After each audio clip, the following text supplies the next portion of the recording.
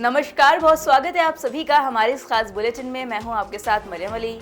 चलिए फटाफट जल्दी से देश और दुनिया की तमाम बड़ी खबरें हैं उन पे एक नजर डाल लेते हैं। क्योंकि गर्मी बहुत ज्यादा हो रही है, ऐसे में बुलेटिन की शुरुआत हम करते हैं मौसम की खबर से।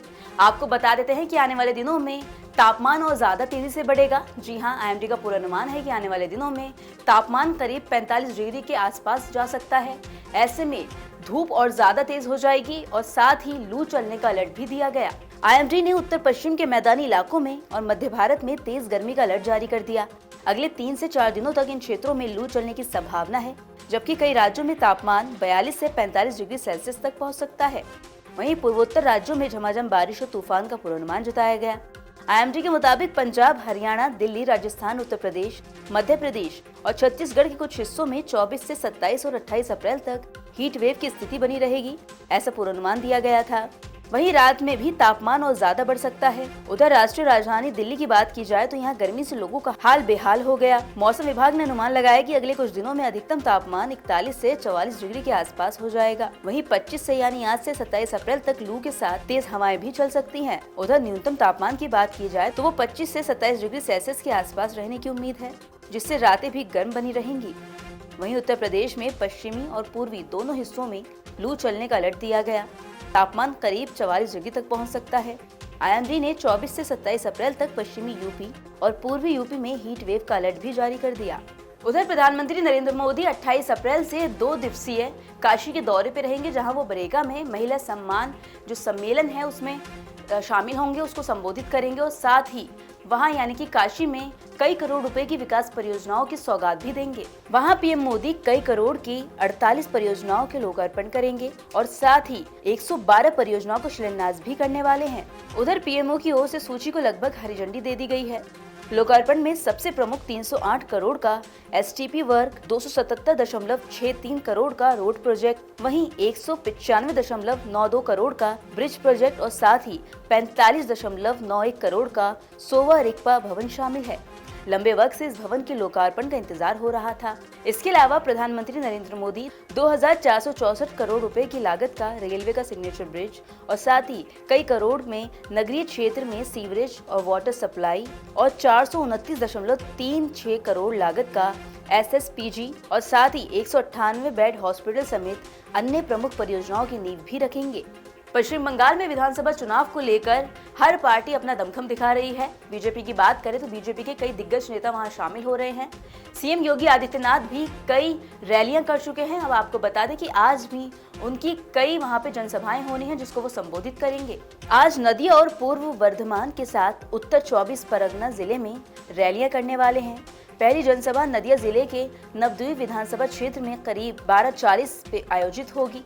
इसके बाद मुख्यमंत्री योगी आदित्यनाथ करीब 1:45 बजे पूर्व वर्धमान जिले के कटवा में जनसभा को संबोधित करेंगे।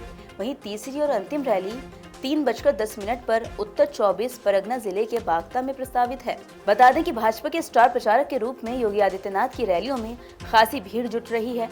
उनकी रैलियों में कई समर्थक बुलडोजर का पोस्टर लेकर भी पहुंच रहे हैं। वहीं पूर्वी दिल्ली के लक्ष्मीनगर थाना क्षेत्र में एक रिहायशी इलाके से घटना सामने आई। आपको बता दें कि बीती रात वहां आग लग गई। वहां के स्थानीय लोगों का कहना है कि आग सबसे पहले ट्रांसफार्मर में लगी थी, जिसके बाद उसकी चिंगारियां बाकी की जो इमारतें थी वहां तक फैल गई। आग ने देखते ही देखते 4 रिहायशी इमारतों को अपनी चपेट में ले लिया और करीब 14 फ्लैट प्रभावित हो गए। घटना की सूचना मिलते ही दमकल विभाग हरकत में आया। इनिशियली कॉल मिली थी ट्रांसफार्मर में आग की। कुछ जगहों से कॉल, एक्चुअली बहुत ज्यादा कॉल्स आ रही थी। कुछ जगहों पे लोगों ने मुझे पर्सनल मोबाइल पे भी कॉल किए। तो इनिशियली कॉल हमें मिली लगभग 12:45 पे और इनिशियली लगभग 4 गाड़ियों का टकराव। यहाँ आने के बाद जब स्थिति देखी गई कि फ्लैट्स में ट्रैवल कर गई ट्रांसफार्मर से, तो उसको अपग्रेड किया गया कॉल। इनिशियली हमारे स्टेशन ऑफिसर मनोज त्यागी और Anup Singh station officer Geeta colony, 2-3 स्टेशनों का टर्नआउट, 2 स्टेशन का टर्नआउट इनिशियली हुआ, बाद में 4 स्टेशनों का टर्नआउट। टोटल कितनी गाड़ी पहुंची यहाँ पर? अभी एज ऑफ नाउ टोटल मेरे ख्याल से 8 गाड़ियाँ हैं। 8 गाड़ी है। कोई कैजुअलिटी वगैरह तो नहीं है? फिलहाल कोई कैजुअलिटी रिपोर्टेड नहीं है। हम बार बार पूछ भी रहे हैं पब्लिक से भी और हमने सारे सर्चिंग भी कर ली है। सर बताया यार 4 बिल्डिंगों में आग लगी थी, ट्रांसफार्मर से 4 बिल्डिंगों में 4 बिल्डिंगों में 14 फ्लैट्स के टोटल जो इन्वॉल्व हुए थे। अब थोड़ी जानकारी अंतर्राष्ट्रीय खबर की ले लेते हैं। आपको बता दें कि अमेरिका में रिपब्लिकन सांसदों ने H-1B जो वीजा है उसको जारी करने पर 3 साल की रोक लगाने पूरी तरह से और साथ ही बड़े बदलाव सिस्टम में करने का प्रस्ताव रखा। इस बिल का नाम and H-1B visa abuse act 2026 रखा गया, जिसे सांसद एली क्रेन ने पेश किया।